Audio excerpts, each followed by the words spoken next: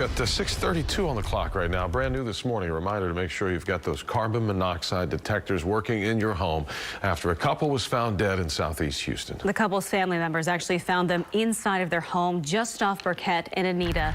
Channel 2's Vincent Crivelli joins us now live from the scene. And Vincent, you tell us the couple had just moved into this home. Tanaya, that's right, and they were using a generator to power their new home. Authorities believe carbon monoxide from the generator leaked inside.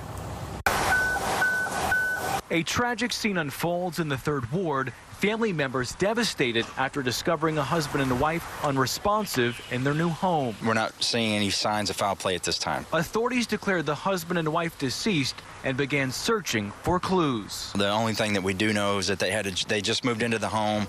They had a generator running in the back of the house. Right now, detectives believe carbon monoxide leaked inside the couple's home, causing them to pass away. Carbon monoxide is odorless and colorless, so it's hard to detect. It also makes you feel sleepy, and if you breathe in too much, it could kill you. And if you don't have carbon monoxide detectors inside your home, please get some. They could save your life. They vary in cost from $20 all the way up to $50. Reporting live in the 3rd Ward, Vincent Crivelli, KPRC, Channel 2 News. Okay, Vincent, thank you.